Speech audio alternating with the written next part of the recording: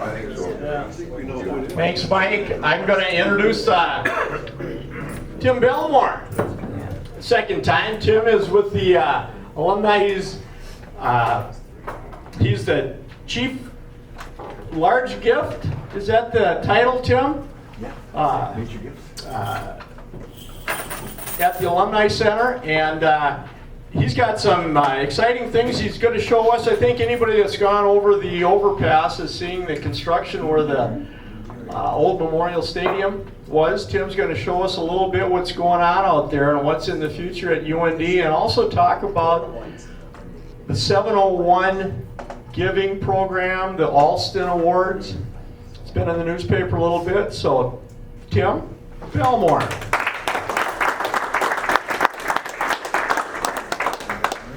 I don't know if you want to use this, Tim. What would you guys prefer? Prefer the microphone? It's really up to you guys. All right, that's perfect. Get a couple. We might need to, Mike, did you hit the lights, or somebody hit the lights close? I think the lights are over there. Yep. That's a little aggressive, Jeff. Depends on who you're sitting by. They look a lot better now. Well, that's like, you only have one choice. No. Have on or off? What do you want? Off. Turn the spotlight, the little All right, guys. floodlights on. And distinguished ladies as well, thank you so There we much, go. everybody, for having me again. I think There you go. I think I was here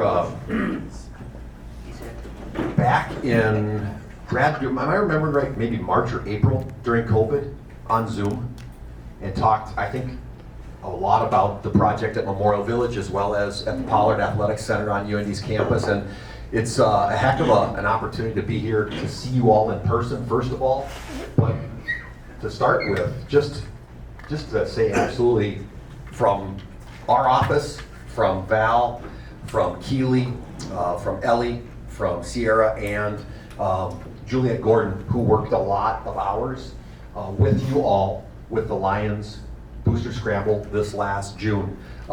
We just can't thank you enough for what you're doing with that event. In a really short period of time, you have created and established one of the best and most popular golf events in not only Grand Forks, but also probably the region.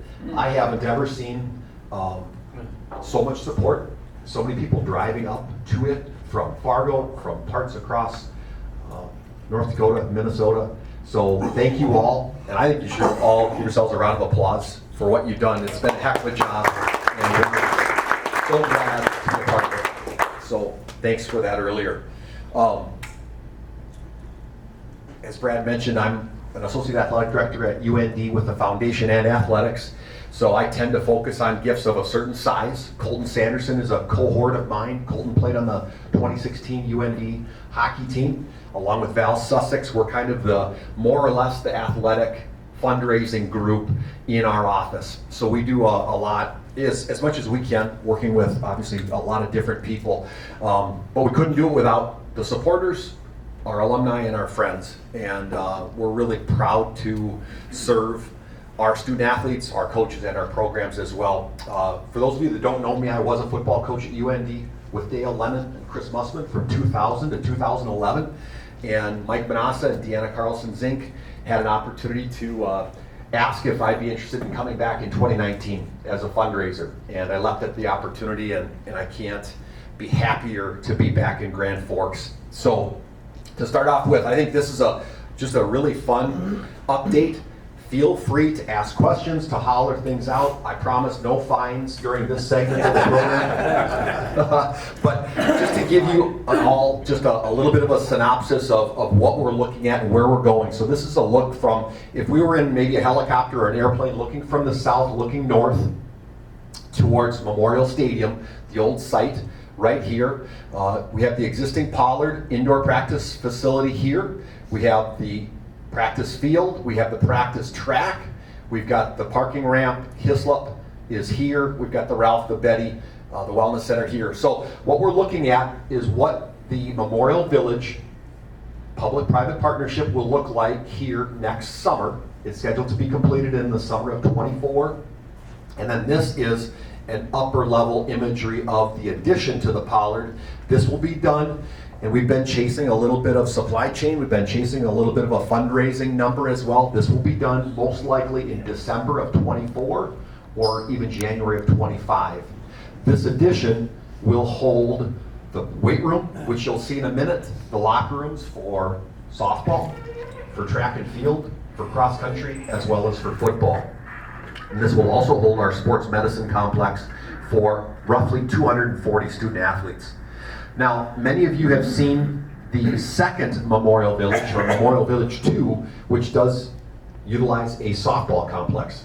That is, from my knowledge, at this point this morning, a go.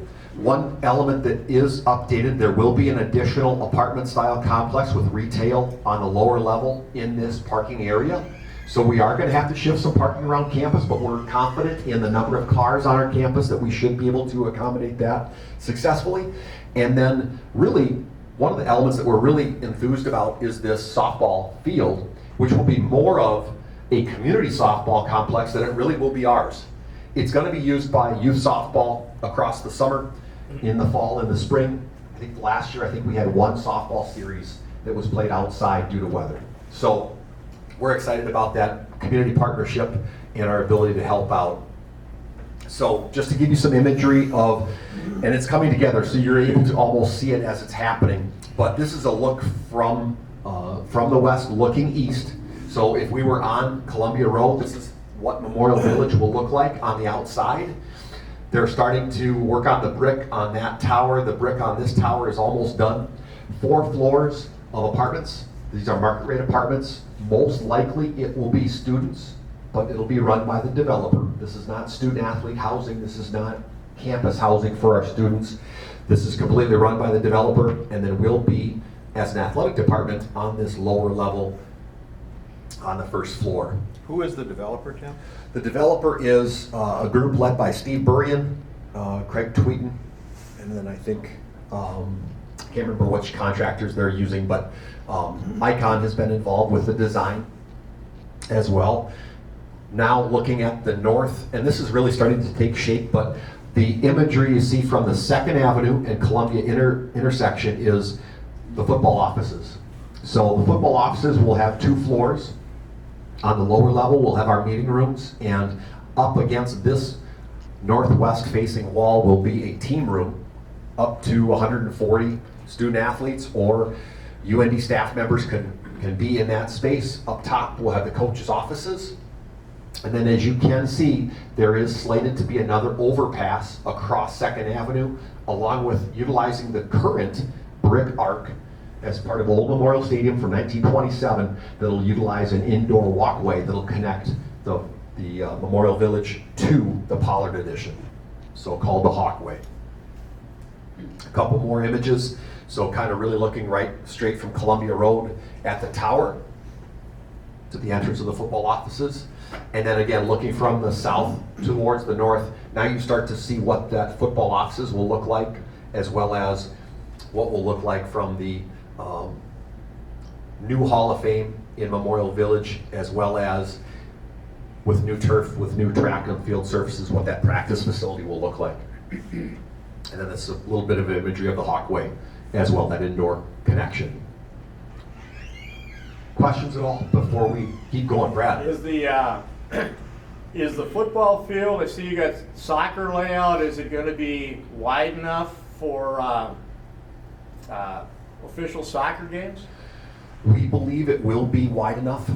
Currently, we're hopeful to have an extra practice space specifically for the soccer team in the spring. Obviously, they play in the fall, and we have a wonderful spot for them up on the Bronson property. But we do believe we'll have enough space for them to accommodate a spring contest. Most soccer teams, for those here in the audience, would prefer to play on grass as opposed to field turf. This will be a field turf field, but we should be able to accommodate that if needed. Hey Tim, Yes. I feel compelled to say it because I say it every time. Yeah. You know, though the softball field looks beautiful, Mhm. would love that. Yep. I have a hard time it making sense that we didn't go with some sort of indoor facility. Because it would have been a destination, everybody would have been able to play there in the early months. I'm not sure an outdoor is gonna get us, granted it'll be modern, but I'm not sure it's gonna get us many more games in because we got snow on the ground. Absolutely. No, it's a wonderful point. One of the things that we've done in the past, the Alaris has hosted some contests for our softball team in the spring.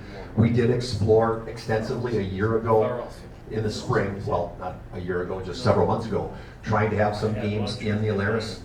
Due to cost, it really wasn't feasible for us to be inside at home. Due to the construction of the Pollard indoor, with the fire prevention up top in the roof, because that's not really protected, we're really unable to do more than, let's say, have practice in the Pollard for, we're not really able to have contests. So completely see your point with the field itself, because that was really part of that public-private partnership with the developer, as well as with the city, and the incentives that we've kind of come together for them to really create another great space. We're gonna go, at least for the moment, with an outdoor. Yeah, I mean, it's gonna look great, there's Yep. no question Absolutely. about that. But who's to say, maybe there's an opportunity down the road to put a bubble over top. I know Minot State has a bubble over their football field, but they also play softball. St. Cloud State also has a bubble where they used to play football and now have softball contests down there as well. So it is available. So It feels like it could be an economic machine a little bit, because you'd start having games being played by high schools and colleges from Absolutely. February on. just like we had for track meets in the spring, really the Pollard helped save the high school track and field season in our region. So when I find that donor, I'll let you know. We'll put that bubble up. So the images you guys you're all about to see, these are the most current updated images. So the football alumni at the Legends Golf Tournament about 2 weeks ago, and football recruits are the only individuals, other than a few people from our office, that have seen these new images of the addition. They started digging about 2 weeks ago. The brick wall that was on the back side of the visitors' bleachers at Memorial Stadium is now gone. They are digging. McGough Construction is our contractor out of the Twin Cities. They're stationed on the south grass practice field, and this is what it'll look like. So this roof right here is part of the Hawkway, and that is concreted up. They're starting to enclose it, and this is the entrance that'll lead from the Hawkway into the main Pollard addition. As you all walk from 2nd Avenue from the north walking in, you'll be greeted either to go to the left, to go inside, to maybe watch a track and field meet, or to watch a spring football practice or contest. If you go to the right as we go inside, you'll go to the locker rooms for softball, track and field, and cross country. But just to give you a look at some of the images up top, this is how the addition will look from the north, a sunny, nice day. We are a little bit longer. This is an older image, so we will have a little bit more space. Within the last 2 months, we did make a decision to have a larger weight room than NDSU. That was up for debate. You'll see a picture of that current imagery, but after they completed theirs, we said, no, we're not gonna have something as equal to, we're gonna have something bigger than. Again, from the field level, pretty good look at what it'll look like. These doors would lead from the weight room onto the practice field. We've got another set of doors that'll come from the locker rooms from track and field to the practice field as well. So this is a look at that weight room. So as you can see, we're on that staircase, which would go, if we were gonna go right here onto Memorial Field, this is down below. This is at the same level as the Pollard. We'll have an entrance from the weight room onto the field. We'll also have another entrance here onto the practice field as well inside, giving us a wonderful warm-up as well as plyo surface, roughly 35 yards, along with all the racks. And this will be, once again, for our track and field teams, for our football team, as well as our softball team. They'll be the primary individuals training in this facility. But then we will also have men's golf, women's tennis, and men's tennis here too when they're training. But to give you a look at that imagery. This is a look at the football locker room. Tanner Nosted is one of the main graphic designers working on this project. He's a former kicker for us, former local student athlete for UND. He's done an amazing job. So this is a look at the current imagery of that football weight room. This will be on the lower level, next to the weight room and next to the sports medicine area. That'll be down below on that lower floor. Track and field and softball will be upstairs.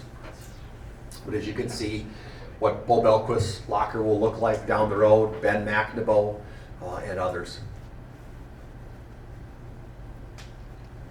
This is the main entrance to the Pollard. So if you come in those main doors off of 2nd Avenue, this is the way you'll look.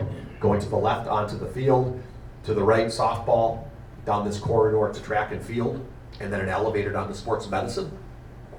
We will continue to celebrate Red Jarrett. This is still Red Jarrett Way. It always will be. And then this is a look at a common area inside the memorial, inside the Pollard for student athletes. And one of the things that we've really tried to do with this project is create a home. I'm not sure if any of you are aware, but when our women's soccer team or the men's hockey team starts their day, usually it's about 6 o'clock, 7 o'clock in the morning, they show up at the Ralph to their locker rooms, and oftentimes, other than class, they'll be in that building from 7 in the morning until 8 o'clock, 9 o'clock at night. We really haven't had that for the majority of our student athletes, and we're finally going to have that home to really not only take care of them, but also allow them to be at their best. So just a kind of a recap of our recent and current building projects on campus, and as I'm sure as many of you have driven past, it's hard to recognize campus sometimes, but we've had a renovated new student union, Nistler College of Business and Public Administration, residence halls with West and McVeigh. West is having students in it for the first time this fall. Betty Engelstead Arena team room has been renovated. The weight room has been recently renovated this summer, and then due to a couple of really phenomenal gifts, the women's basketball locker room is going to be renovated for the first time since 2004. So I know Mallory Bernhardt and her team are extremely excited about that renovation happening as we speak. The Ralph Engelstead weight room was redone as well last summer. And then also we're in current projects with Merrifield and Twombly Hall being done. I was going to ask, do you serve food in that building since they're going to be there all day? Is We there going to be will. a restaurant in there? There won't be a restaurant per se, but we will have 2 different fueling stations for student I was athletes. wondering, they're going to be there all day, they got someplace to eat. Exactly. But that's also, the student union is close as well as connected Oh, to they're other close together, spaces too. so. Yep, exactly. Exactly. In our meetup campaign that Bubba Schweigert has worked extensively on, they do feed the football team in between for those off campus at the student union. Okay. So it's a short walk away. Okay, Great so- question. Great question. Nutrition is an impactful scenario. Other questions though, facility-wise? Yeah. Is the softball field gonna be all turf? It will be all turf. So it should That'll make melt sense. quickly. It should melt quickly and it should last, I think, for a good percentage of time too. Oh my God. You bet. So it's at times truly an arms race. One thing that I've noticed as a former coach now coming back to help everybody, we're in competition mode for all students to come to campus. We've got to have what they are looking for. Yeah. What type of apartment complex is going to be across south there compared to what you've got there along Columbia that you just described? It'll be very similar. I think you're talking about the Bowden, which is just across the railroad tracks from Memorial Stadium right now. Yep. He's the new one No, that's the gonna new go to one the north. is going to be south. No, it's gonna be Be north. north. Oh, excuse me, north? Yep, to the north. Right. It'll be market rate apartments.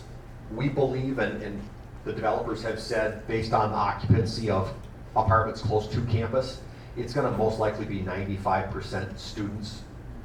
So they'll have access to be close to campus. And that's one of the biggest trends in higher education right now is second year, third year, fourth year, and then grad students wanting to be as close to campus as possible, but to not be in dorms. So all freshmen have to be in the dorms still. They still have to be at West, McVeigh, one of our other housing opportunities beyond campus, but providing an opportunity close by.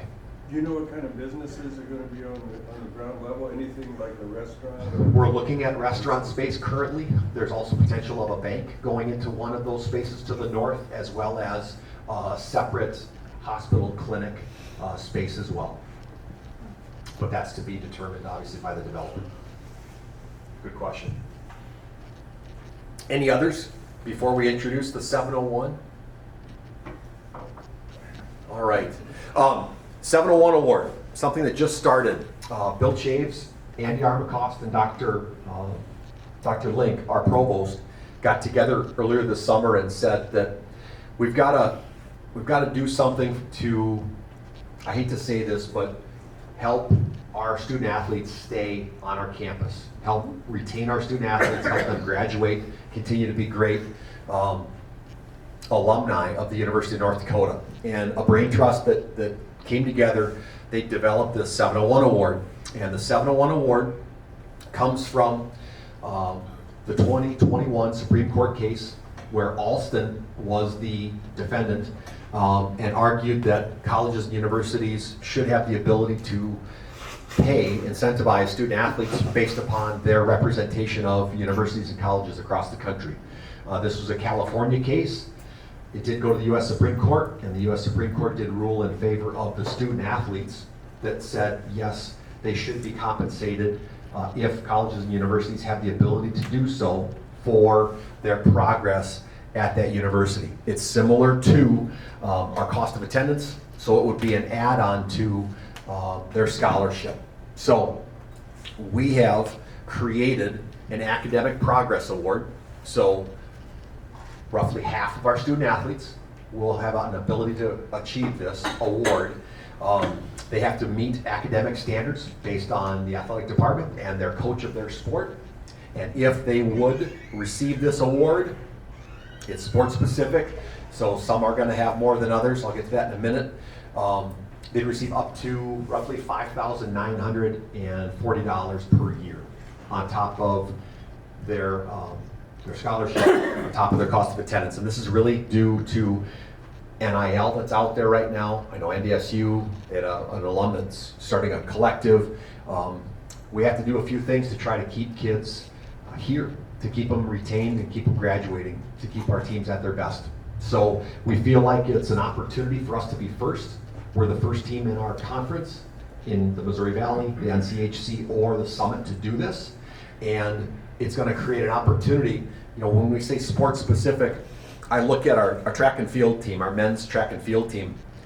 They have a number of scholarships less than NDSU or USD or SDSU have. But what the 701 award will provide Jim Varenkamp, it'll provide Jim with essentially more scholarship dollars to better compete with his competition. For Coach Schweigert, the football team, this all gives him an opportunity to give a walk-on football player. Maybe that individual's from Halleck, Minnesota. Maybe that individual's from Floresville, Lincoln, just close to Park River. Maybe it gives that opportunity to provide a walk-on with $6,000, which would essentially create another scholarship. It's going to create an advantage. It's going to create an opportunity for these students that they wouldn't normally have.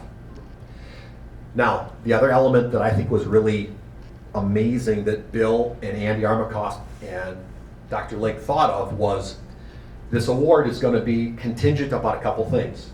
I talked about that academic progress. You've got to be in a certain place academically, but you've got to come back to UND that next semester as a student athlete to receive your award from the fall.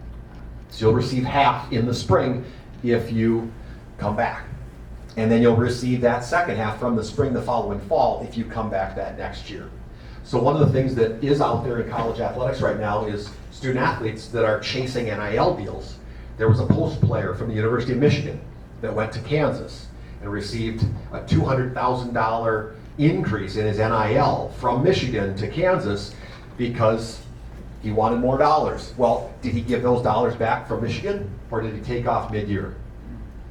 He took off mid-year. So this is really going to provide, I think, a really great way for us to keep our kids and to really give our coaches the opportunity to stay successful and increase our success against our teams in our league.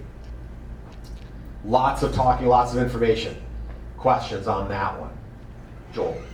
I'm sorry, not on this one, but Yep. there's always been kind of an issue with coaches' salaries.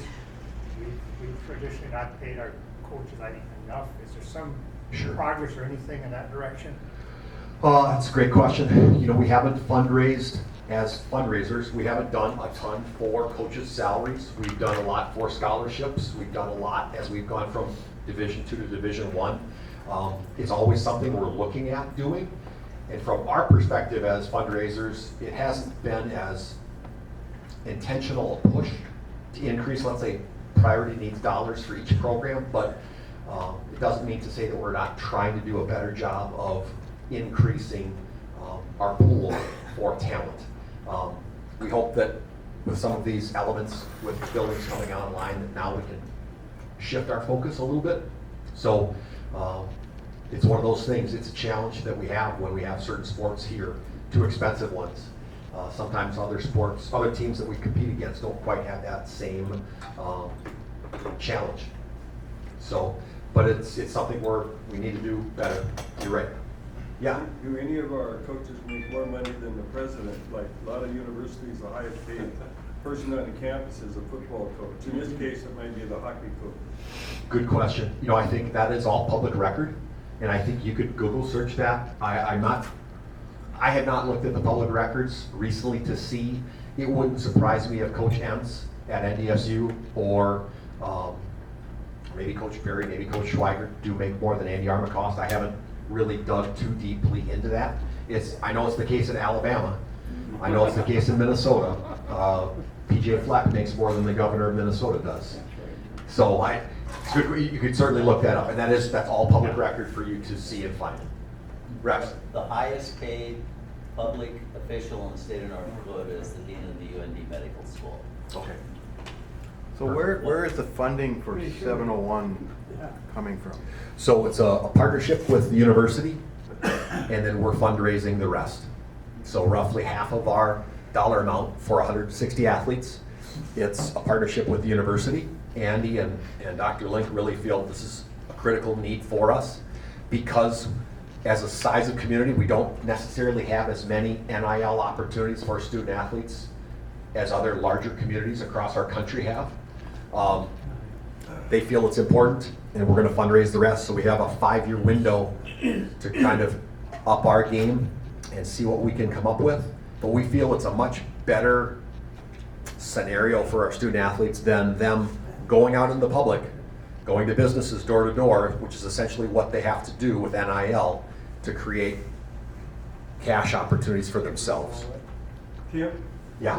Are these funds run through the foundation? They are all charitable, they're all run through the foundation, so when you hear about it, when we talk about it, yeah, that's the other element. It would be a gift as though you're making a gift to a scholarship or to a building. It would be a tax deductible scenario, which also is, it's good. I mean, I think at the end of the day, I love trying to raise funds for athletic buildings because athletic buildings are used all the time. As I mentioned earlier, most student athletes are there from the morning till the evening. An academic building might be used from 10 a.m. to 2 p.m. on average. Athletics is also, I think, creating some real difference makers, and I think it continues to. So I think this is a wonderful opportunity that we're doing and creating. How about anything else? Yeah. One last question, I don't know if you answered that. If NDSU and South Dakota State decide to go up, what do you think UND's position would be? It's a great question. It's a great question. I had a conversation along these lines not too long ago on our way to the Detroit Lakes Champions Club golf tournament. The NCAA, they recently implemented a $5 million pay to go up. Along with that, if we were going to go up, we'd have to really come up with 22 additional scholarships for football. And then we'd have to figure out what women's sports we're going to add to UND's campus to offset going from 108 scholarships on the men's side to 103.